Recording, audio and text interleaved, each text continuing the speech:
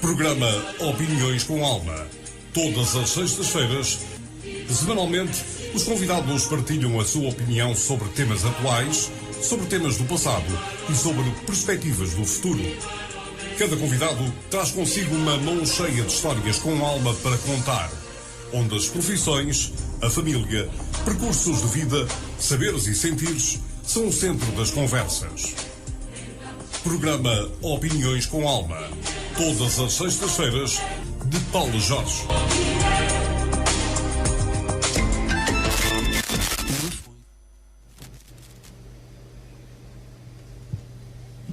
Muito boa noite. Bem-vindos ao programa Opiniões com Alma. Um programa que tem sempre um convidado para nos dar a sua opinião sobre temas atuais, sobre temas do passado e sobre as perspectivas do futuro. Irá falar-nos também sobre o seu percurso de vida, sobre as escolhas profissionais que fez, onde os laços afetivos são sempre o centro das nossas conversas. Hoje temos connosco um escritor, um autor da terra, de Lafões, de São Pedro do Sul, o autor, escritor Miguel Henriques. Miguel, muito boa noite, muito obrigada por ter aceitado o nosso convite. Um bem-aja muito grande por de imediato ter dito sim senhora, eu lá estarei e marco presença. Miguel. Boa noite, Paula. É um prazer estar aqui. Aliás, eu que devo agradecer, porque na realidade tive 45 anos ausente e por conseguinte há muita gente que nem se lembra de mim ou nunca me conheceu sequer, nem sequer como sampedrense, não é? Por conseguinte, este regresso, e agora resolvi regressar ao fim de 45 anos para gozar a reforma em sossego e num ambiente despoluído, um mais despoluído pelo menos, e por conseguinte cá estamos para falar daquilo que entender. Muito bem, muito bem.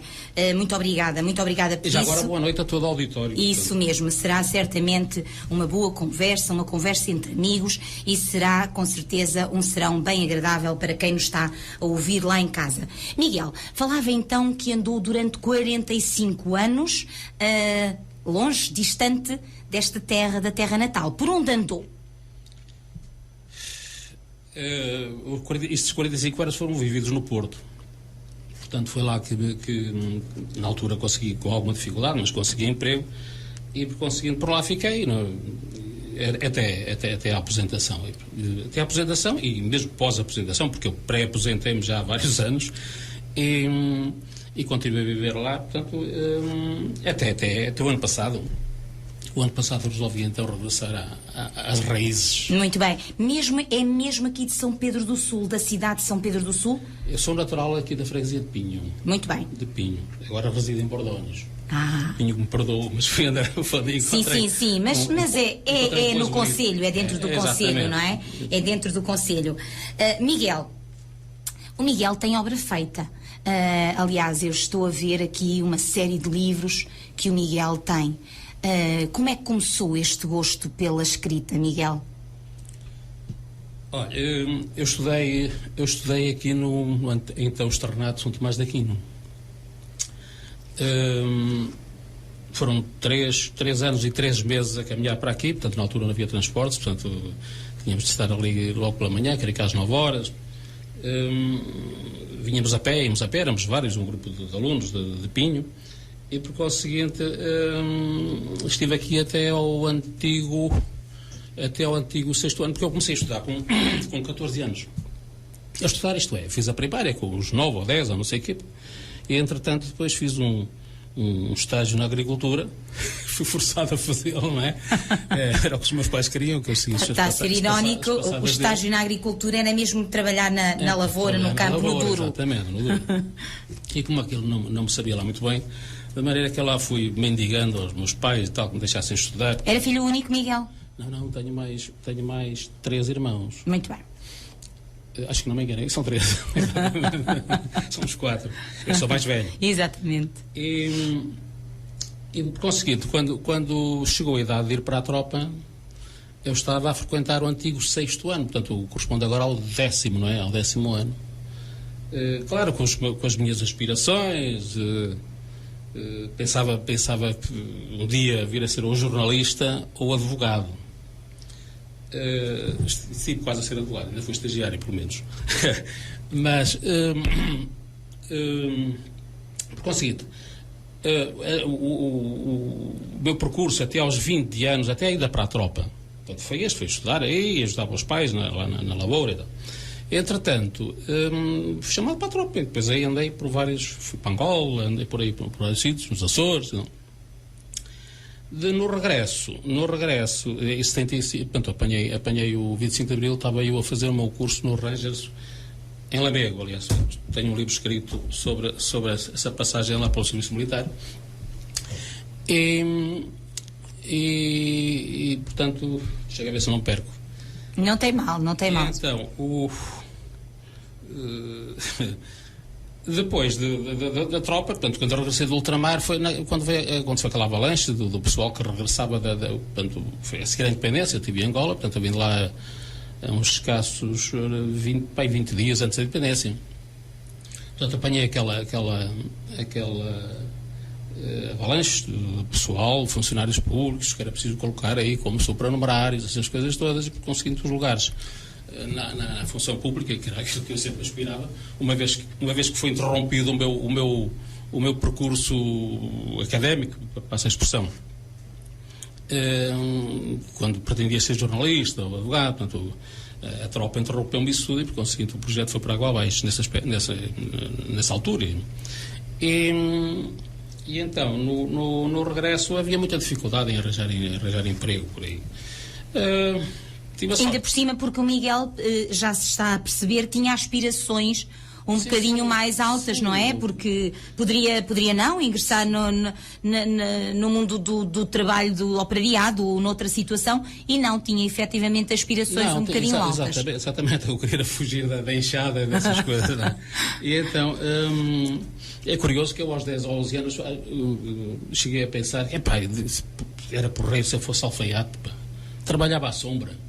Exatamente. Era mais confortável. Bom, mas voltando então à questão, tive a sorte de ter um primo, um abraço para ele, trabalhava nos tribunais, o José Henrique, e diz-me, porquê é que não concorres à Polícia Judiciária? E eu, que não percebia nada daquilo, nem sabia o que era, disse, mas isso é bom, é porreiro e tal, não sei. Até foi ele que fez o requerimento e tudo. Portanto, pronto, fui chamado, fiz as provas, passei e lá fiquei, olha, no Porto. Na Polícia Judiciária. Foram 30 anos lá. Muito bem. Então nós temos de nos portar bem aqui, não é todos, que senão temos aqui um PJ infiltrado. É aposentado. Estou a brincar. Já não tem serviço. Estou a brincar, Miguel, estou a brincar. Até porque esta malta toda se porta bem, não é? Claro. Miguel, alguns. Sim, do modo geral. Ontem eu vou ali que quis incendiar aí qualquer coisa, ou incendiou mesmo ali em Figueirosa. A sério? Foi noticiado. Foi noticiado, pronto. Por acaso não passou-me um bocadinho ao lado. Ainda há gente assim, não é? Segundo o jornal, por ciúmes e por não sei o que, e álcool, não é? E álcool, sim. E muitas vezes até são pagos para colocar estes incêndios, mas se calhar nesse caso não. Acho que andava de mal com a vida. E depois vinga-se na natureza, não é? Atear o fogo. Claro. Em princípio são gente sem... gente perturbada. Completamente. Miguel, perguntava-lhe eu como é que começou este gosto, então, pela escrita, porque, efetivamente, pela escrita, efetivamente, pelos livros, ok, vamos editar, vamos para a frente, como é que surgiu esta ideia? Mas então vamos Força! Ao início, à minha primeira publicação. Isso, que há pouco já me estive a contar que não correu muito bem, pois não? Perdi-me. Não me referia a essa. Ok. Aos primeiros passos. Portanto, o primeiro escrito para um jornal, que foi para o Tribunal de Lafões, que existia aí, não é? Sim. Ao tempo. Quando eu completei o meu antigo 5º ano, eu tive um professor espetacular, de português, Cônego Isidro, a quem eu invoque, enfim. Mas eu acho que foi um professor excelente. E, aliás, a ele se deve o meu gosto pela escrita, pela leitura, para essas coisas todas. E então, éramos finalistas, porque na altura isto era um ensino privado, tinha passado a público no ano anterior, a secção do Liceu de Viseu, e por conseguinte o cônego na altura disse, vamos fazer uma festazita e não sei o quê e tal, finalistas. Arranjámos para ali umas coisas, uma peça de teatro, que até, creio que até foi eu que escrevi aquilo, enfim. E umas brincadeiras. Claro. E entretanto, e no final daquilo diz ele, Miguel, podias escrever em um artigo, fazer o relato daqui da festa para o jornal Património da Folhas. A responsabilidade era muita, não é? Para público, não é? Por amor de Deus. Bom, escrevi. Foi o primeiro passo. Depois fiquei assinante como repórter da Lada de Pinho, dava umas notícias, algumas notícias lá da freguesia. Depois fui para a tropa, mandei alguns artigos de fundo, portanto, sobre temas que me ocorriam. E foram os meus primeiros escritos públicos. Entretanto, já na Polícia Judiciária, um dia, acho que creio que em 82, organizaram lá uma coletânea, portanto, com vários... uma coletânea em que cada um, quem entendesse, escrevia e publicava. Fizeram uma antologia. Exatamente, se aceitassem, não é? Pronto, e tem aqui mais uns... Portanto, é muito lindo o título. O título é Um Outro Olhar. Um outro olhar, muito bonito. Mas antes disto, já tinha escrito lá uns artigos para uma revista que se editava lá na polícia, que era a Revista de Investigação Criminal, na altura. Tinha escrito praticamente os artigos. Pronto, aqui tem também algumas coisas minhas. No fundo, esse foi o primeiro, não é? Essa antologia. Sim. Essa foi o primeiro. Sim, em que participou. Em termos de livro, sim. Muito bem. Entretanto, há um colega meu que, coitado, já faleceu, com quem trabalhámos juntos há algum tempo. Então, um dia convidou-me para apresentar no lançamento de um livro dele. Portanto, já era o terceiro ou quarto ou qualquer coisa. E, segundo a editora, portanto, devia ter lá alguém que eu conhecesse, que eu apresentasse, não sei o quê. E eu lá fui apresentar ao autor e, no fim, estávamos na conversa e tal. E ele sabia que nós tínhamos trabalhado juntos, eu sabia que eu escrevia. Aliás, até tinha sido eu incentivá-lo quando ele mostrou-me um conto e ele disse, esticadinho dava um romance.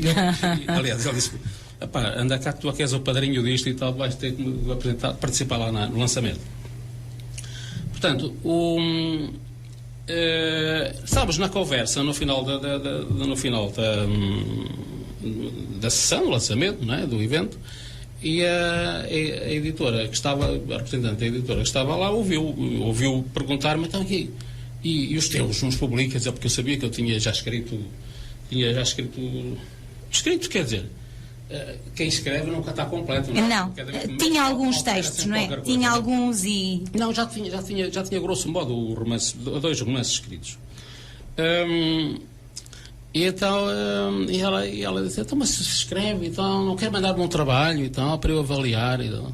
Eu não tinha pensado em mandar, aliás, isto agora ocupa um mega pouco, se calhar nem tanto, porque eu ainda comecei a escrever antes de haver computadores. Sim. Eu comecei estes livros. Estes romances. E então mando-me um trabalho, mando-me um original, claro, e tal, para eu avaliar, não sei o que, mandei. Elogiou e tal, mas na altura eu ingênuo joguei bem isto, realmente tenho aqui um trabalho espetacular. Mas depois percebi mais tarde que as editoras precisam mesmo de editar. Porque vivem dos autores. De qualquer forma, é sempre aquele impacto faz-nos bem e sabe-nos bem, não é? Porque sim. É quase que uma primeira aceitação. E por isso é uma sensação agradável. Então o primeiro sozinho foi qual, Miguel? Foi este romance. E agora, este romance foi apresentado aqui no auditório ali do Balneário Rainha Dona Amélia. Muito bem. Um amigo lá de Pinho. E foi em que ano? Creio que foi 2011. 2011, muito 2011 bem. 2011 ou 2012, foi para isso, acho que foi 2011. Muito bem. Um amigo meu lá de Pinho resolveu, ajudou, fez publicidade e não sei o quê, o auditório encheu. Que maravilha. Havia lá pessoas, e o livro estava caríssimo, o preço de capa deste livro, bem me custou ver pessoas ali a ter de dar os 25 euros pelo livro. Porque... Mas o livro é bastante grosso, tem uma capa muito bonita. Não, e a editora gostou do livro, que até sim. Muito bem. O livro de coleção. Este foi o primeiro. Depois... E esse romance fala de quê? A temática disto. A temática. Já tem um título muito bonito. E agora? Deixa-nos enigmáticos, deixa-nos curiosos, sim, para saber o que é que fala. Assim, só muito por alto. Muito por alto. Sim. Já que foi o seu primeiro romance, não é? Sim. Eu já ouvi uma vez uma crítica, um comentário feito ao livro, uma inteira qualquer que eu não conheço, mas que dizia que são várias historiazinhas, embora interligadas e não sei o quê. Portanto, a temática é variada, sim, mas tem um fio condutor, obviamente. Mas tem muito de investigação, são então. Os personagens. Este e agora, sim. Tem um bocadinho de... Tem, este sim. tem. Já são tantos que às vezes a gente até se perde, não é? Não, eu costumo dizer que quem quiser conhecer um pouco do que é ser inspetor da Judiciária, um bom inspetor da Judiciária, bom no sentido de pessoa humana. Sim, claro. No trato com os arguidos, portanto, toda essa problemática, e para além da problemática que é, muitas das vezes, como é que é dizer, o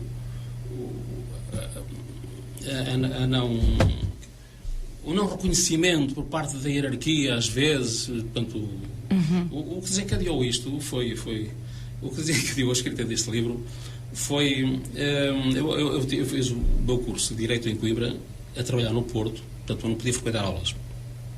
Preconceito com muito sacrifício. Portanto, lá na casa, na altura, na ocasião, podia-se... Portanto, Miguel, já estava a trabalhar e a tirar o seu curso? Sim, já estava a trabalhar há 15 anos. Portanto, com grande esforço, então. Já com a família, constituída e não sei o quê. E então, tal era a aspiração, não queria mesmo nada com a agricultura. Não tinha, mas nas horas vagas tinha lá um quintal. Mas isso era só part-time. Fazia as minhas coisas, eu gosto disso. Claro. E então, eu na ocasião concorri para o escalão superior e abriram para lá um concurso, mas isto é muito complexo, a explicação disto, assim muito sucintamente.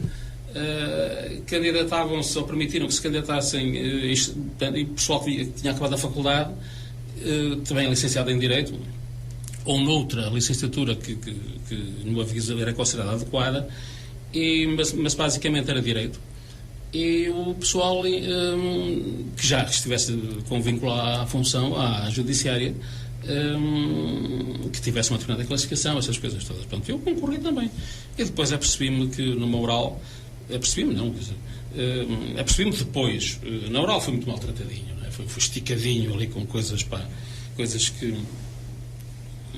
não havia necessidade. Que nem sequer acontecem, enfim. Que não havia necessidade. Mas a verdade é que... E falo nisto porque, entretanto, depois falei com o pessoal que vinha da faculdade e trocámos impressões e disse, se me fizessem uma oral dessas eu não estava aqui a esta hora. Portanto, e essa pessoa depois era a minha superior hierárquica, não é? Claro.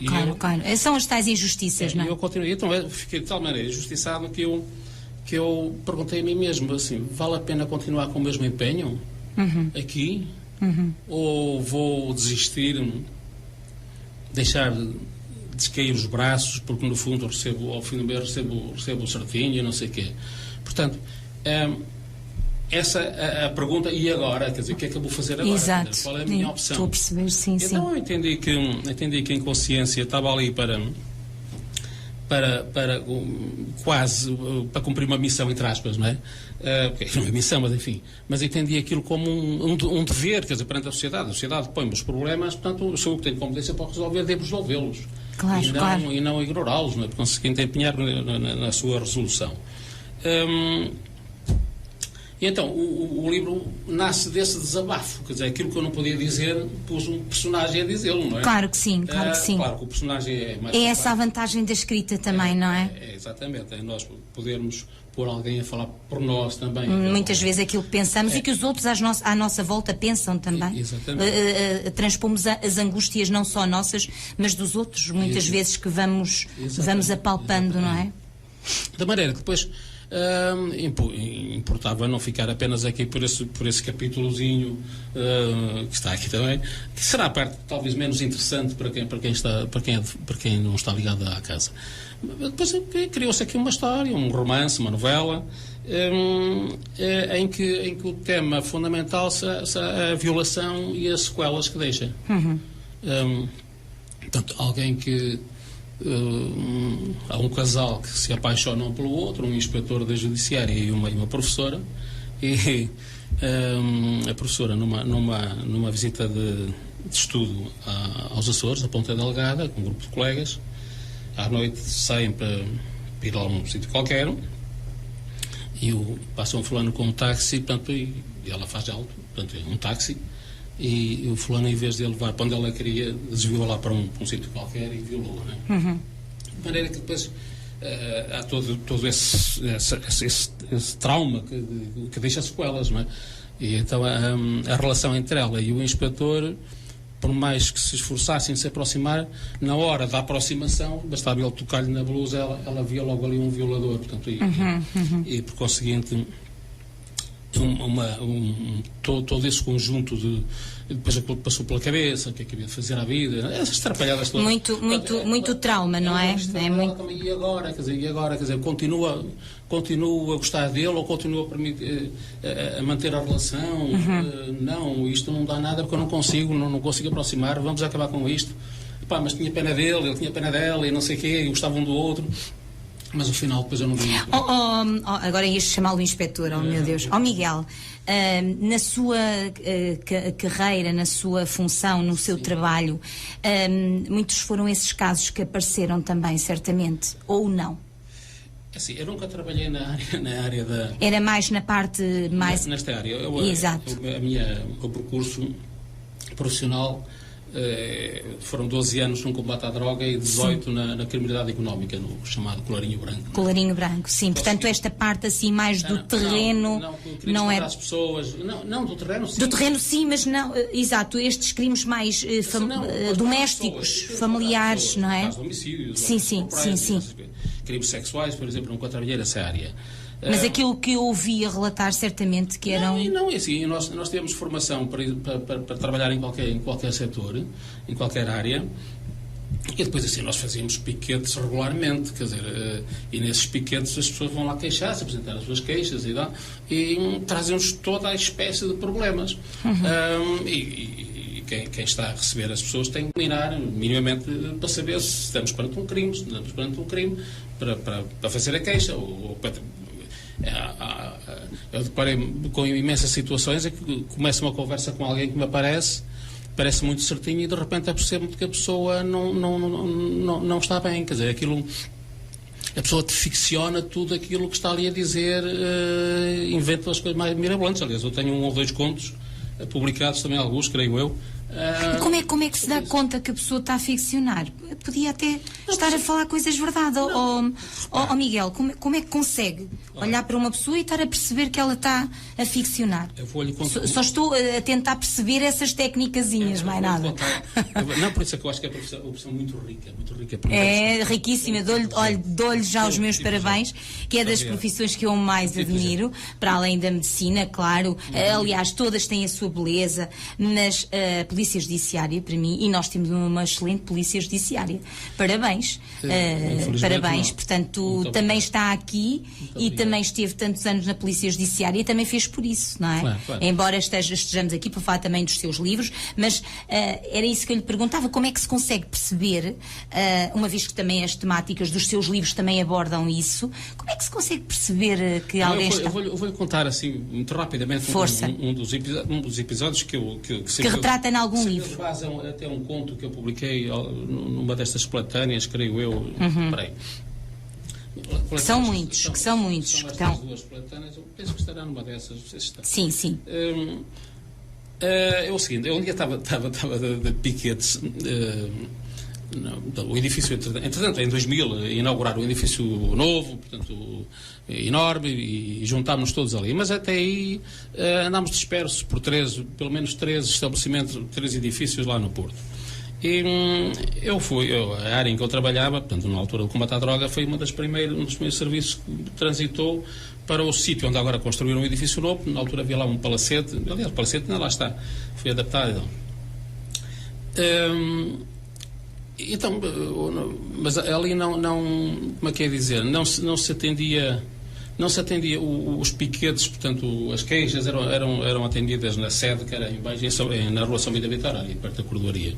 E eu estou-me a referir às atuais instalações que ficam lá em cima, perto de Silva Tapada, perto das Antas.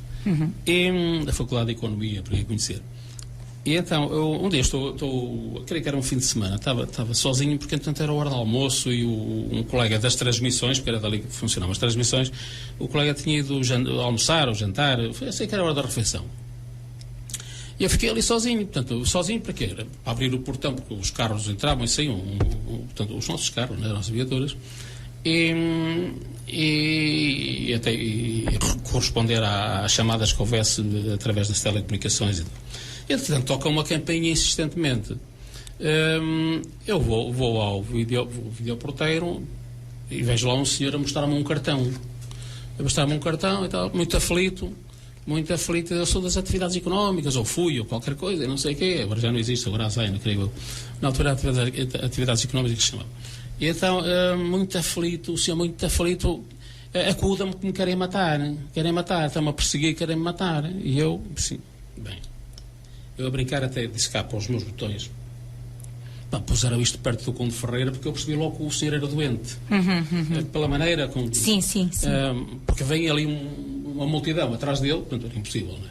Então, abri o portão e disse, olha, o senhor entra, senta-se naquele banco que está lá em baixo, que eu daqui por um bocadito vou já atendê-lo. Estive ali para aí 15 minutitos, a dar tempo, o senhor relaxar, estava cá dentro, fechei o portão, estava seguro. Claro. Sim, foi tranquilo, o senhor estava tão aflito, estava em pânico. Então conta uma história que tinha ido a uma consulta ao Conde Ferreira e que tinha ido com um fulano que encontrou na Praça da República. Depois o fulano da Praça da República foi dizer à médica que ele era homossexual e por conseguinte a médica já não atendeu como devia ser, correu com ele, mandou-o embora e entretanto mandou uma legião de indivíduos atrás dele para o matarem. Então ele dizia que vinha ali uma imensidão de gente atrás para o matar. Não vinha ninguém. Eu disse, ninguém, isto é tudo. Da cabeça dele? Mas, da cabeça até, porque já me tinha passado situações parecidas com essa. Foi porque achei piada, porque passei a escrito e tal. Sim. E então eu disse ao senhor, olha, o senhor aguenta aqui, por favor, mantenha-se aqui, que está seguro aqui dentro. Eu vou ter de voltar ao meu posto de trabalho lá em cima. Mas não se preocupe que eu vou ligar à PSP, eles vêm com aquelas ramonas, sabe o que é? Aquelas carrinhas grandes, não. Eles vêm e levam essa gente toda, então, fazem uma batida e tal. Bom, eu estava a ver as notícias, continuei a ver as notícias, passado 15 ou 20 minutos, fui lá abaixo e disse, olha, o senhor tinha razão, sabe? Levaram daí uma série de carrinhas, uma deles, pois eu não lhe dizia, pois levaram. Mas olha, e agora o senhor... muito obrigado, senhor, muito agradecido, já sossegado. Já estava descansado. Então e agora o senhor, como é que vai lá para o lado da Praça da República, que era onde ele vinha? Vou aqui pela Costa Cabral. Disse, olha, então não vá pela Costa Cabral, vá aqui pela Álvaro Castelões, aqui por trás e tal, pode ter ficado por aí algum, né? De maneira que ela foi muito agradecida e tal, portanto, quer dizer... Mas são formas no fundo, de interagir com a pessoa, tranquilizando e exatamente. Porque senão nós somos malucos. Não valia a pena, é verdade. Realmente devem ter passado... É o caso de outros indivíduos, a dizer que andavam lá com um helicóptero em cima, havia uma senhora que era professora, mas queimou-lhe o chip ou qualquer coisa. Todos os dias, todas as noites ligava para lá a dizer que estavam a mandar gases por baixo da porta, que ia à mercearia, comprava café torrado, trazia escaravelho moído misturado. Certamente a primeira vez que até agiram, mas depois perceberam que não, que era a cabeça dela que inventava, não é? É muito estranho, de facto. Enfim, é o que temos. Vamos passar ao segundo livro, Miguel. O segundo livro, já tem falado de uns poucos, não é? Agora falámos no E Agora? O E Agora tem a ver exatamente com isso, com situações na nossa vida em que nós nos interrogamos qual o caminho a seguir. Que dúvidas, não é? As dúvidas surgem, as incertezas, não é? Exatamente. Muito bem. O segundo que eu publiquei, isto até foi para conhecer uma editora diferente. É poesia? É poesia. Eu estou aqui a perceber que sim. É poesia, Para Lá das Nuvens ao Luar. É muito bonito também, Para Lá das Nuvens ao Luar. Muito lindo. Pronto, isto foi para conhecer a editora e ela conhecer-me a mim, essas coisas todas. E porque ainda não tinha escrito poesia, não é? Porque aquele tinha sido um romance e pelo menos, ou seja, nas antologias sim, certamente que colocou poesia, mas neste foi o primeiro de poesia. Sim. Foi o primeiro e único de poesia. Mas tem aqui poemas feitos com 18 anos, com 19 anos, com 20 anos. Foi buscar os textos que tinha em gaveta. Apanhei uns quantos. Fiz uma seleção, porque muitos outros ficaram para publicar. Revê-se nesse registro, na poesia. Gosta de poesia, Miguel? É assim, é uma coisa que eu costumo dizer. Aliás, um autor dizia, não concordo nada consigo, quando diz assim, quando o poeta encontra a felicidade, morre ao descobrir. O Miguel é que diz isso? Disse eu, não é? Sim. Não acredito e tal. Mas assim, eu acho é um interno sofredor. Exatamente. Eu percebo. E o poema é uma forma de nós é uma espécie de catarse, quer dizer, sim. É uma forma de nos evadirmos das situações que nos atormentam, dessas coisas todas. Portanto, é pôr o... Miguel, é quando está mais angustiado, é quando estava. Sim, exato, que escrevia belos textos, sentia isso? Sim, isso é relativo. Belos textos, na altura, se calhar não sentia isso, mas depois, ao lê-los, nunca percebia que, bom, se fosse agora eu não escreveria uma coisa assim. Não, é assim, eu agora não seria capaz de escrever assim, não é? Porque eu escrevo com sentimento, portanto, e é preciso sentir. Se eu não sentir, não escrevo, não é? Claro. E tenho que sentir exatamente aquilo. Olha, abri isto ao caso, não sei se quer... Pode ler. Consegue. Este chamei Amante. Amante. Busquei avidamente a vida como no deserto se busca o oásis. Delirei com as primeiras carícias que fugazmente me retribuíram. Devorei sofregamente os primeiros beijos. Disse e senti, em silêncio, coisas lindas. Tão lindas que só em sonho se experimentam. Lacrimejei de felicidade, julgando-me o ser mais feliz do mundo. Mas tudo isto, de repente, virou quase nada, ou mesmo nada. Agarrei-me energicamente à vida. Tudo em vão. Tudo. A estrela que me guiava perdeu-se no firmamento das minhas ilusões. O sedutor canto de sereia virou canto de cisne e emudeceu. Fiquei só, terrivelmente só, entre a gente. Gente que na sua loucura de viver, ou antes de sobreviver, nem dá pelo outro. Outro que não é deste mundo e nele caiu por acidente. Tentei, pois, inventar o amor, simulando no onanismo uma realidade querida que apenas em orgasmos oníricos e episodicamente gozava. Valia-me o inconsciente. Comecei a desejar a noite, tornou-se minha amante. Muito lindo, muito lindo. Parabéns. Obrigado. São muito intimistas. São muito intimistas, mas muito profundos, sim, de facto. Já percebi que, pelo menos nesse poema, não usa uma escrita muito fluida, sem rima, não é? É essa poesia que me agrada imenso, sinceramente. Se bem que a rima também gosto, mas esse tipo de poesia é mais moderna. É mais moderna. Embora eu tenha muitos com rima. Eu também acho belíssimos, mas esse estava muito, muito profundo. Olha, força. Se me permite só dizer este. Claro que sim. Porque isto tem história. Isto foi escrito na altura do ataque ao Trade Center. 11 de setembro. Portanto, 11 de setembro. Eu fui lá à janela, ao terraço, pus-me a olhar e a pensar, e ocorreu-me isto. Assomo à janela um amplo espaço em redor, tudo calmo e sereno. Um sossego suspeito se apossa de mim. Cumpre-se a rotina consentida pelos elementos acomodados. Que trágica quietude. No ventre da terra ruge o magma convulso, pela crosta sufocado. Feroz, enjaulado, entretém-se o oceano, sacudindo a juba em lúdicas ondulações. Na estratosfera distante digladiam-se velozes os ventos. e a bola gira, rebola. Uma tectónica ficção, um arroto vulcânico, um arrepio mortífero localizado, um vômito de lava aqui e ali, um soluço oceânico galgando a margem, um espirro eólico, uma tragédia. E a bola gira, rebola, gira, vai girando. Mas ai se eles se irritam, numa fúria louca, incontida como a daqueles que os imitam, ou antes querem imitar. E enquanto isso não acontece, e o cósmico equilíbrio permanece, a bola gira, rebola, gira, gira e estremece, mas sempre gira, vai girando. E minha frágil e humana contingência, neste sonho embalada, cá vai assistindo, mais ou menos perplexa, à complexa aventura da sobrevivência. Que bonito, que bonito. O que é que ainda se lembra do dia do 11 de setembro? O que é que estava a fazer nesse dia? Estava a ouvir uma senhora. Estava a trabalhar, certamente. Estava a trabalhar, não é muito uma investigação. Muito bem.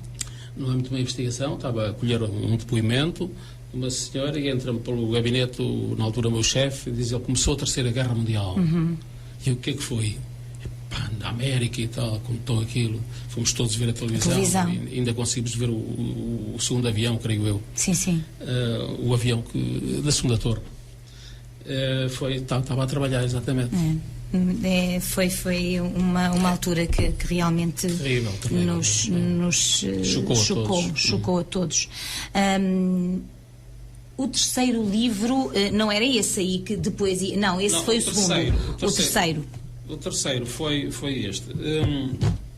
Chama-se Lamego ao Lubango. Portanto, o de poesia chama-se Para lá das nuvens à luar. Não sei se está. Sim, já tínhamos referido. Estes últimos livros são editados... Miguel, peço desculpa de interromper. Esses livros ainda há à venda? Imagino que os nossos ouvintes estão interessados em comprar. Ainda há à venda? Sim. Se contactarem a editora Mosaico de Palavras, eu nas livrarias online, na book... Sim, aparecem. Estão lá. E agora talvez não, mas os outros estão. Se contactarem a editora, que é Mosaico de Palavras, tem sede em Rio. Mosaico de Palavras. Isso, de palavras, muito bem. Esse terceiro livro, então? O terceiro livro, assim, eu quando... Por Lamego. Lamego ao Lubango. Eu quando fiz a tropa, quando andava na tropa, fui contrariado para a tropa, porque repare numa coisa, a minha geração, portanto, todo o pessoal que atingiu eu atingi os 20 anos em 1974, não é? Mas aquele pessoal que atingiu os 20 anos, pessoal masculino, a rapaziada, a partir de 1961, que foi quando começou a guerra no ultramar, e a grande mobilização, portanto, era quase certo e sabido que ia lá parar, quer dizer, a maior parte, se não todos. Então. E portanto, com nós, eu conheci alguns que ficaram lá, conheci alguns daqui de São Pedro do Sul, por exemplo, um de Pinho, lembro que eu vinha para as aulas, aqui para o São Tomás da Quinta, para o Externato, e um dia ele vinha também a pé, porque não havia transportes, e lá vinha com a maleta e eu ajudei a trazer a mala, e disse: vou para a Guiné. De Pinho, vinham de Pinho. Era. Meu Deus. Vinha apanhar o comboio. Sim. Vou para a Guiné e não sei o que, então nunca mais voltou. Bom, e então... Aliás, o município, aqui há uns tempos, fez ali um memorial em homenagem precisamente aos que ficaram lá. Exato. E ele está lá. E então, como é que se chamava, Miguel? Como é que se chama? Joaquim Francisco Rodrigues, creio eu. Portanto, e nós que íamos crescendo e víamos os 20 anos a aproximar-nos, portanto... Ficavam tolhidos de medo. Não, tolhidos de medo, não é? Claro. Porque isto era um espectro da guerra que pairava na cabeça de todos nós. Portanto, só tinham uma certeza, que iam, o resto era, quer dizer, aqui não, só ficavam os aleijados, havia quem se mutilasse para não ir. Outros fugiam, portanto, para o estrangeiro. Então. Mas, entretanto, pronto, eu nem fugi, nem nada. Também não tinha meios para fugir, não havia dinheiro para pagar para me levarem de assalto para a França ou para um sítio qualquer, claro. A grande parte do pessoal. E então eu, contrariado, mas lá fui, portanto, interrompi os estudos, como acabei de dizer há bocado, estava logo o primeiro impacto, não é, na minha vida. Fui para lá para as Caldas da Rainha. Depois das Caldas da Rainha fiz para lá umas provas, propuseram, não sei porquê, viram em mim se calhar alguém com alguma resistência ou não sei o quê, e me propuseram para os comandos, fazer provas para os comandos. Eu lá fiz as provas, eu bem queria chumbar e tal, mas infelizmente não passei. Foi passando, sim. Passei e pronto, no fim fizeram para lá a apologia do curso e tal, os graduados lá estavam, mas disseram logo, nós preferimos voluntários e tal, mas quem não for voluntário vai para os comandos vai para os Rangers, vai para operações especiais. E eu assim, bem, eu chorei nessa noite, foi já no final da recruta. Bem, e lá fui parar a Lamego. Aquilo é extremamente duro, extremamente duro. É duro, mas forma pessoas a sério. Teve colegas aqui na altura de São Pedro do Sul? Tive dois que eu conheci no meu curso. Um daqui de Figueiredo e outro de Santa Cruz da Trapa. Muito bem. Então, aquilo era tão durinho, que eu fiz um diário, ia fazendo o diário. Vi morrer lá um camarada nosso, com um tiro pelas costas. Mas está de Lamego. Na instrução. Mesmo na instrução. Na instrução, sim. Outros foram parar ao hospital psiquiátrico, não suportaram aquilo, outros com pernas partidas e não sei o quê. Então, eu disse, bem, como não dá para estar a contar à família, para não sobrecarregar com isto, é melhor sofrer e calar, de maneira que eu vou fazendo o meu diário. Se acontecer alguma coisa... E escrevia tudo? Escrevia tudo. Aquelas provas todas, tudo escrito ao pormenor. Eu acabava a prova, chegava, aproveitava todos os momentos disponíveis. Ou então, que maravilha, deve ter aí então uma escrita riquíssima. Pois, isto não é ficção, é história. Isso mesmo. Não é literatura. Isso mesmo. Não é literatura, isto é história. Não, isso é mesmo um registro diário. Isto é o livro de todos os meus livros, é o que mais se vende. Que maravilha. Aliás, a capa está lindíssima. E então, eu fiz... Qual é a editora, Miguel? É a mesma, é Bolseiro de Palavras, de Rio Tinto. E então, eu... Pronto, e aqui há uns tempos, portanto, fui para Angola, portanto, fui também, à maneira de jornalística, fui relatando tudo aquilo que observava e o que ouvia e não sei o quê. Portanto, eu apanhei o período da fuga, portanto, da fuga dos nossos compatriotas que lá viviam, portanto, fugir à violência, aquilo tudo. É curioso que eu ainda recentemente participei tiveram lá a gravar numa conferência. A TV esteve lá a gravar em casa e gravámos ali ao pé do monumento ao Memorial. Embora essas imagens não tenham passado de Memorial, passaram, a televisão também é cara, não é? Foram segundos na reportagem. Claro. Eles ouviram muita gente e tal. Então, isto a propósito de uma passagem do livro, portanto, em que eu participei numa coluna militar, levava militares, mas uma coluna de civis, portanto, a fugir do Lubango, que era a antiga Sá da Bandeira, lá no sul, para a fronteira que agora é Namíbia, na altura que ainda era África do Sul. E então eu participei nessa coluna. Foi uma coluna que eu não sei, agora não tenho presente, mas foram vários milhares de viaturas. Eu fiz o exame de condução nesse dia e eu disse assim, então eu queria tanto aproveitar a tropa para alguma coisa útil, não? E a carta de condução é uma coisa que eu queria, mas foi escalado para essa coluna, disse, já não vou poder fazer a prova. Entretanto, a coluna começou a sair à 1 da manhã, a coluna de civis, não é? Sim. Às 9, acho que tinha o exame de condução marcado para as 9 horas. Eu ainda fui fazer o exame, ainda regressei do exame, ainda a coluna civil estava a sair, portanto, e nós fomos na cauda da coluna, portanto, com umas viaturas militares, equipados e tal, para o que desse e viesse. Por conseguinte... É engraçado, não sabia que tinham a possibilidade de fazer o exame de... Não, civil, eu fiz o civil. Sim, pois. Sim. Pronto. Civil, claro. E então... porque eu cheguei a estar em aulas de condução e eu e o instrutor largarmos o carro e protegermos e cobrirmos com as paredes dos prédios. Desatavam os tiros ali, os tipos uns com os outros. Não era connosco, mas era entre eles. Podíamos ser apanhados no fogo cruzado. E por conseguinte era perigoso. Aliás, o meu comandante na altura disse, olha, eu estive aqui 2 anos, estive aqui não sei quanto tempo agora, não posso precisar. mas na floresta de Bayombe, ali na zona sim, do Congo. porque corria risco, porque tinha que sair do espaço militar, não é? Sim, para sim, ir para a cidade. Assim, e mesmo como militar, corríamos riscos também, porque as pessoas iam lá pedir colaboração, pedir ajuda. Claro. E nós, dentro do possível, prestámos ajuda. Eu lembro-me que um dia qualquer, ao cair da tarde, apareceram lá uns senhores, queriam ir para determinado sítio onde tinham a mãe sozinha, já idosa, e estavam com medo porque havia uma barricada do empalado, um dos movimentos lá. Sim. E pronto, estavam com medo, então vieram lá pedir. Eu estava de serviço naquela altura e fui eu com um jipe com 4 ou 5 militares, e disse, vamos lá escoltar os senhores. Portanto, nós à frente, com o jipe, eles atrás com o carro civil. A certa altura, onde estava a tal barricada, que é uma espécie de operação stop, sim, pelos militares, neste caso da MPLA, eles veem-nos ao longe, portanto fecham, põem-se em cortina, assim, na frente. E eu só tive que, à distância, gritei-lhes, camaradas, e não sei quem, somos portugueses, das tropas, Forças Armadas Portuguesas. Então eles afastaram-se e deixaram passar. Mas, já estavam preparados para retaliar? Não, porque assim eles podiam nos confundir com o movimento contrário, que era a FENALA e a UNITA. Sim. Portanto,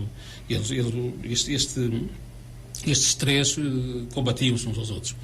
E, por conseguinte, riscos corríamos e muitos. E então, eu escrevi também essas passagens. E, entretanto, aqui há uns tempos, resolvi... E aqui é na primeira pessoa, é muito interessante. Fiz num blog que criei, depois já abandonei aquilo praticamente, publiquei algumas passagens das provas que fiz em Lamego. Sim. Daquelas repara, uma delas chama-se Dureza 11.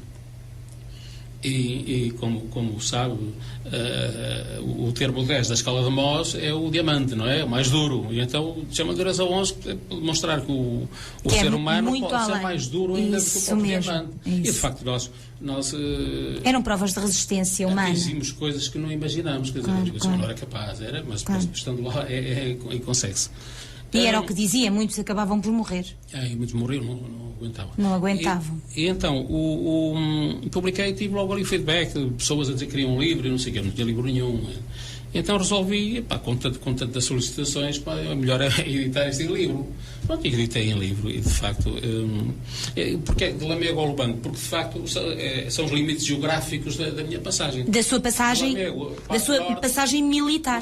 Exato. Lamego, portanto, o extremo norte ao Lubango, o extremo sul de Angola. Exatamente. Muito interessante. Sim, senhora, muito interessante. Isto não é literatura. Depois, já vamos ter o quarto. Este é mais recente de todos.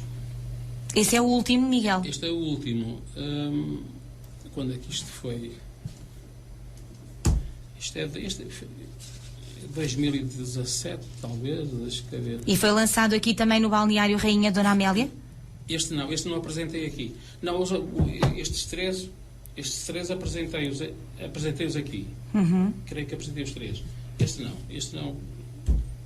É assim, porque termos uma sala quase vazia também, ao ouvir cá e estar a dizer à editora, vamos lá preparar tudo, o trabalho e tudo, para ter lá meia dúzia de pessoas, meia dúzia de livros, não vale a pena. Achei que não valia a pena. Sim, claro. De qualquer maneira, o livro está acessível. Exatamente, claro que sim. E pode em qualquer altura fazer uma apresentação, não é? Sim. Em qualquer altura. Exatamente. É mais ou menos do tamanho daquilo, portanto são 400 e tal páginas. Muito, muito grande o livro, é mesmo... é uma enciclopédia. E como é que se chama, Miguel? Violetas Selvagens. Violetas Selvagens. Não é nenhum tratado de botânica, como eu costumo dizer. Sim, mas é um romance. É um romance. O tema disto, a ação decorre mais ou menos na década de 80 do século passado, e o tema disto é o divórcio. O divórcio, aquelas resistências, preconceitos, aquelas todas. Portanto, trata-se de um casal que se namora, mas cada um tem o seu cônjuge e, por conseguinte, toda essa dificuldade depois em desvincular. E é apresentar foi uma forma de apresentar o divórcio como uma solução, não como sem tabus. Exatamente, sem tabus, como uma solução. Se as pessoas não estão bem, todos nós queremos ser felizes. Isso acho que não há ninguém que não queira. Então há que encontrar os caminhos, não é? Se o caminho for romper uma relação que já existe, que não é feliz, não é? Então, por que não rompê-la? Claro que tem custos, não é? Toda a mudança implica perdas e ganhos, não é? Nós procuramos que os ganhos sejam superiores às perdas, não é? E, por conseguinte, a temática é fundamentalmente essa. Pronto, mas isso... Qual é a editora? É mesmo, é Mosaico de Palavras. Muito bem. De facto, tem aí uma obra que merece ser lida e São Pedro do Sul fica muito grato por ter aqui uma pessoa tão nobre na Terra. Eu fico muito contente de ter realmente de estar aqui connosco à conversa um bocadinho. Nunca lhe passou pela cabeça, depois de ter saído, já saiu, há quantos anos saiu da Judiciária? Da Judiciária? 15 anos, pelo menos. Saiu há 15 anos. Saí não, quer dizer, nós continuamos vinculados. Claro, mas está na reforma. Ativo, digamos assim. Está na reforma. Nunca pensou fazer assim um apanhado destes anos todos da sua vida, os casos que foi tendo, porque certamente é uma profissão, como falava, é uma profissão tão rica. Nunca pensou fazer um apanhado consoante fez da sua passagem militar, nunca pensou fazer um apanhado daquilo que viveu na Judiciária? Repare, ou a vossa ética profissional não vos permite esse tipo de... Não, é assim, não. É evidente que não identificando as pessoas. Exato, sem nomes... Sem nomes e tal. Mas, de qualquer maneira, é assim... eu não sei como fazer a seleção, mas como disse, eu trabalhei em áreas que não têm assim tanto, por exemplo, se fosse nos homicídios, nas motivações dos homicídios. Mas o Miguel trabalhou, por exemplo, com droga, com os traficantes, combate à droga, sim. Com os traficantes de droga, sim, e portanto um mundo muito obscuro. Eu tive episódios. Imagino as histórias que não terá para contar, não é? Eu tive episódios. Ia falar numa, se calhar é meu nome, que passa-se cá na zona. Mas ainda recentemente mandei um escrito para a Associação do Teatro de Fataunços, creio eu. Sim.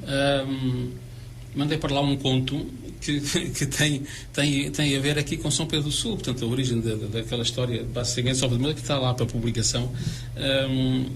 Ainda não saiu, mas é um dos episódios que eu registrei de memória na altura, porque é uma coisa, assim, isto é que a história de Lamego Albano foi escrita na hora, naquela hora. Sim. Agora, o que eu posso recordar... E no fundo acabava por ter necessidade de desabafar, não é? Sim. No final do dia, e essa necessidade de fazer os registros. Os registros, uma vez que não podia desabafar com a família, uma vez que não podia escrever para a família, acabava por fazer o tal diário, que agora é tão importante, é um dos livros mais vendidos que tem, não é? É verdade, mesmo em termos de experiência para os filhos, para verem que de facto, e para as pessoas que lerem isto, ver o que nós julgamos muito fraquinhos quando conseguimos coisas inacreditáveis, que achamos impossíveis, mas conseguimos. E então achei que, para além do facto que era a principal razão era de ser um testemunho. Claro. Passagem, se acontecer alguma coisa, então. O que eu acho muito interessante é nós associamos esta sua profissão a pessoas muito práticas e não encontraria nesta profissão um poeta, um escritor. Eu acho que se calhar eu estou a ser um bocadinho pronto, este pensamento não corresponde à verdade, certamente, até porque temos aqui um belíssimo escritor, o Miguel Henriques. Mas como é que revê-se naquilo que eu estou a dizer, ou seja, os seus colegas não teriam, e seria certamente um dos poucos que escreveria e que tinha esta veia artística, esta veia poética, esta veia... Porque a PJ, esta profissão, é tudo muito focado, é tudo muito prático, é tudo muito... Não é? Percebe o que eu estou a dizer, Miguel? Percebo. Eu vou explicar. Vou-lhe explicar. Sim, a sua opinião, obviamente. Exatamente. Isso. Mas que eu já disse isso noutra sede. Certo. O nosso trabalho na Polícia Judiciária, reparo, é um trabalho muito, como é que é dizer, muito formal. Eu estou a ouvir uma pessoa, seja como um mero declarante, seja como uma testemunha, eu tenho que usar as palavras da pessoa. Devo usar as palavras da pessoa. Não vou estar aqui a escrever um texto muito bonito que depois a pessoa vai ter de assinar e ela não percebeu nada daquilo que está lá escrito, não é? Portanto, eu devo, sempre que possível, usar as palavras da pessoa. Desde que eu as entenda também. Não? Isso quando estão a tirar o primeiro depoimento? Qualquer depoimento, qualquer que está a ser registado, portanto, devemos exigirmos aqui. E depois, assim, há aquelas perguntazinhas, portanto, o tema é aquele, o senhor viu, não viu, onde é que estava, o que é que andou a fazer, o que não sei o que.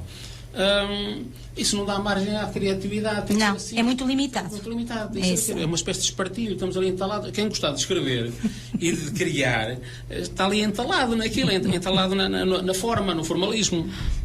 E eu sentia a necessidade... Não podia perguntar, e olha, o que é que estava a pensar nesse momento?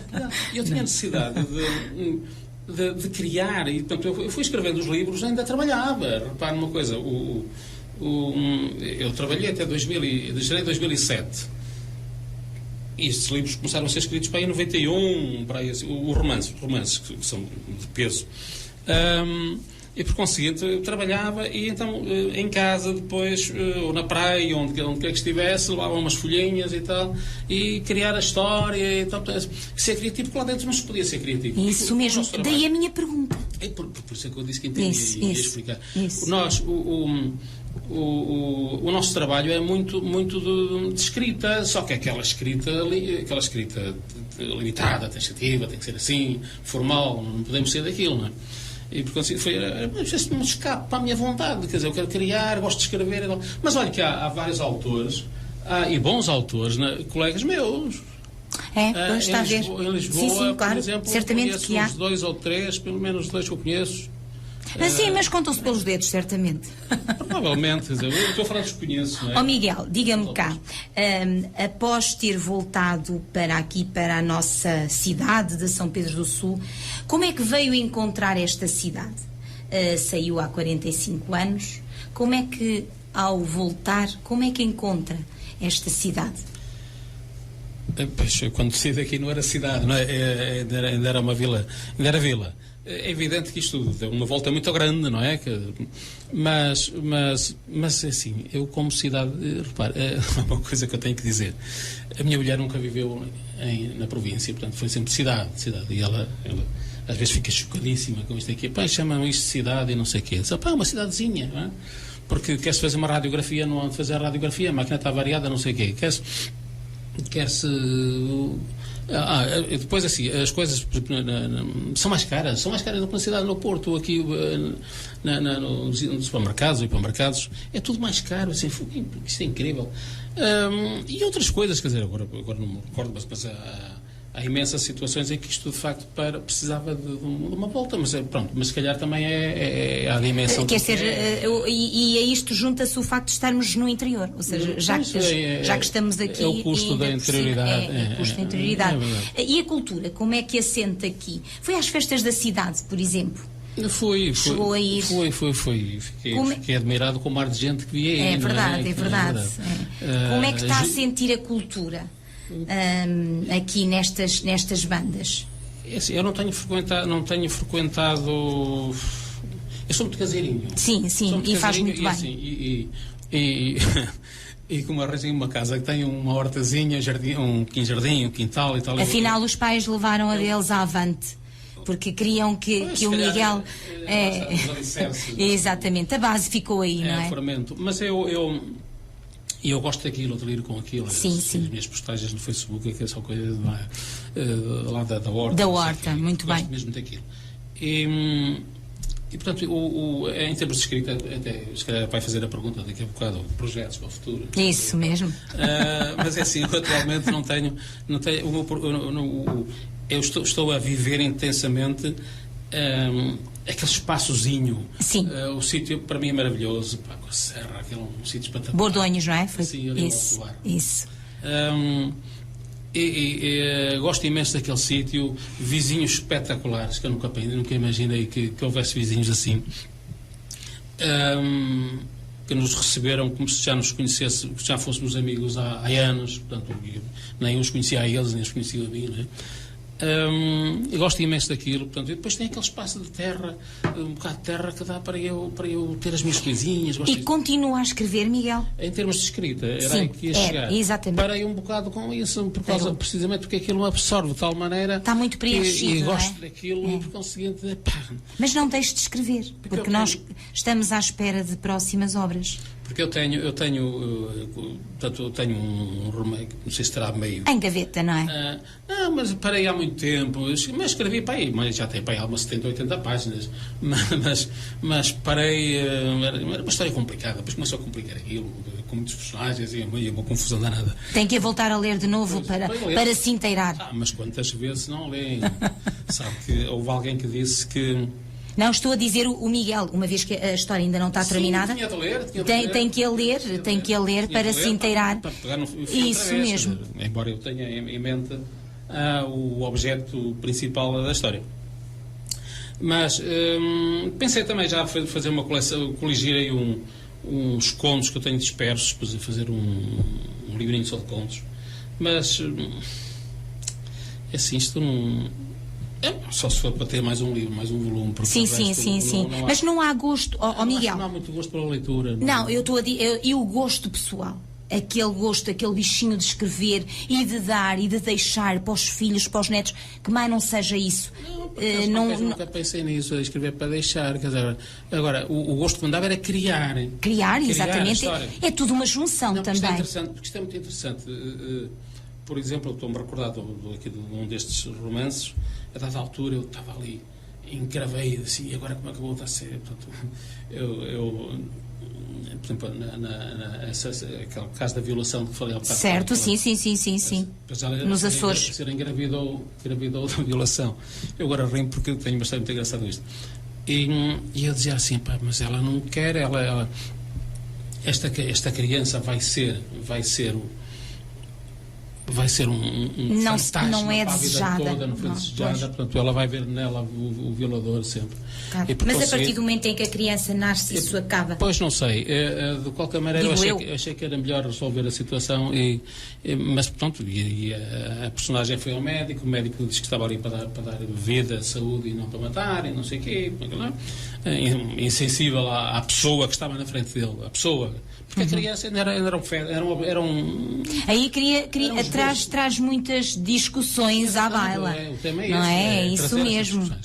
E pronto, eu acertei tudo assim, mas como a senhora via em todos os homens que se aproximavam um potencial violador, um dia vem na rua e olha, vê alguém, um sujeito que vem atrás e ela quer desembaraçar-se dele, atravessa a rua distraída, quer dizer, obcecada com ele, e não reparou bem, um carro atropelou e a criança morreu. Pronto, resolveu ali a situação. Mas é curiosa esta cena, porque isto passa-se nos Açores. Resolveu, salvo seja, não é? Sim, pelo menos a criança sim. portanto, deixou de enfim.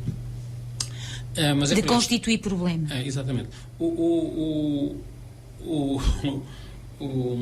amigo meu da PSP, açoriano, um dia comprou-me um livro e então lá leu o livro e tal, e que me viu caçando correio lá nos Açores, um dia telefona-me, disse, Sr. Miguel e tal, eu já estive a ver aqui pelas datas, a ver se encontrava a data em que ocorreu aquilo, mas no livro já li não sei quantas vezes o capítulo, não sei das quantas, mas não encontrou a data. Eu disse, senhor...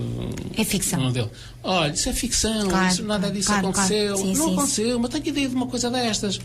Aliás, eu só escrevo sobre coisas que ou foram vividas ou são experienciáveis pelo ser humano. Claro. E a escrita é mesmo isto, é também ficcionar, isto também se torna belo isso. Certo, mas quer dizer, eu não consigo, eu tenho um colega de Lisboa que escreve sobre ficção pura, coisas que não acontecem, que não são passíveis de acontecer. Eu não consigo imaginar coisas que esses personagens que eu tenho aqui têm sentimentos humanos, são seres humanos, são pessoas humanas. Todas essas situações ou foram experienciadas, por exemplo, pelo autor, ou contadas, ou passíveis de acontecer. Aconteceram. É curioso que, por exemplo, o personagem aqui é filho do personagem masculino. Sim. Nasceu antes do casamento dos pais. E um dia eu estava a escrever o original, eu mostrei um chefe que tinha e falou assim, leia isso e não sei o que. Eu não sabia que você nasceu antes do casamento dos seus pais. Mas não sou eu. Associam logo, é não verdade. Sou eu. Mas aquilo é sua... Não, tem partes. Exatamente. Que eu peguei da minha experiência. Isso mesmo. E outras são ficcionadas. Agora, outras ficcionadas. Claro que sim. A minha pessoa. Claro que sim. Naquilo em conseguir ver a minha pessoa, tudo bem. Agora, nesse caso não. Portanto, claro. Um ano, pelo menos. É muito interessante as pessoas fazerem logo a associação. És tu, isto és tu. Pronto, de facto, é preciso saber dar o salto. Sim. Miguel, estamos a terminar. Planos para o futuro? Em termos de escrita? Em termos de escrita, sim. Em termos de escrita. É assim... A escrita não é uma coisa, eu acho que não é uma coisa. Quando se escreve por prazer, não por necessidade. Claro. Tem que haver inspiração, não é? E a inspiração é uma coisa que acontece, ou pode acontecer a todo instante, quer dizer, mas não está sempre presente, não é? Não está sempre presente. Portanto, eu não posso agora, que não tenho inspiração para nada, estar a dizer, vou fazer. Miguel disse há bocado uma coisa muito interessante. O poeta feliz deixa de escrever poesia, ou a pessoa feliz o poeta morre quando encontra a felicidade. E isso é muito interessante. Para pessoas que são grandes fãs era o Bocage, não é?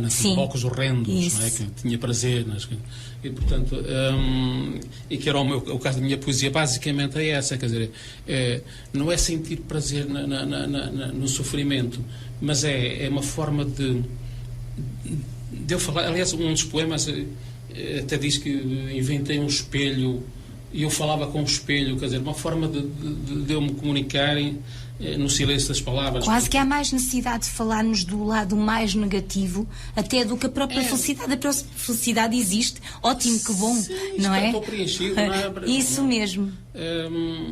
Ou tenho que estar muito feliz, extraordinariamente feliz. Isso. Ou estar infeliz para escrever. Claro. Em circunstâncias normais não tenho para escrever poesia. Estamos muito a falar bem. de poesia, não é? E conselhos lá para casa, relativamente à escrita, o que é que pode dizer para os nossos ouvintes? Imagina que há alguém que está a escrever um livro. Dá-lhe força para continuar. Como é que é este mundo da escrita, o mundo das editoras? Qual é a sua percepção, Miguel?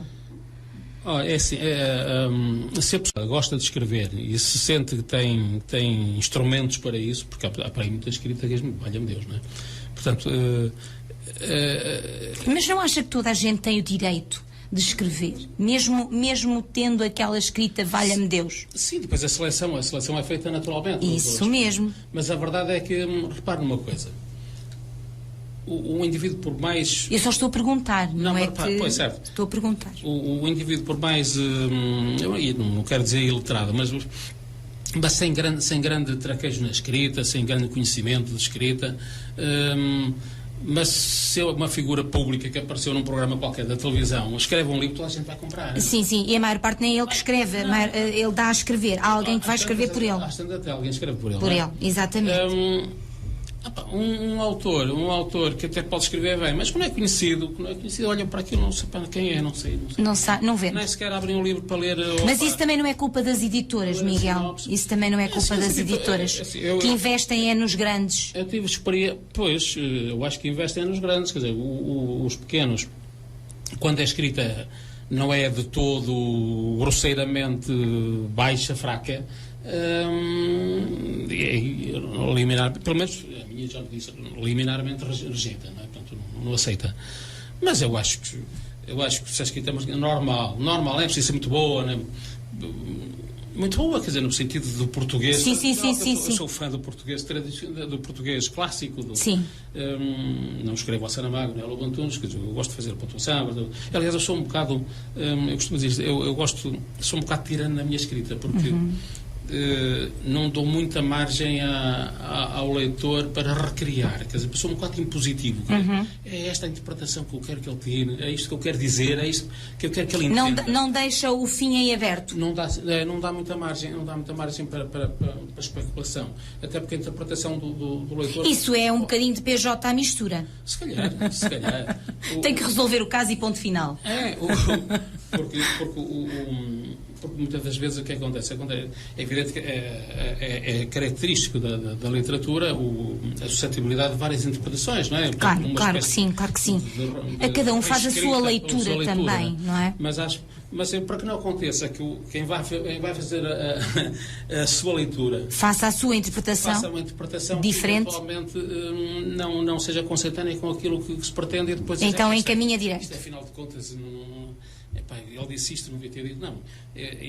Tento amarrar um bocado o leitor. Mas é um estilo de escrita. É um estilo de escrita e bem.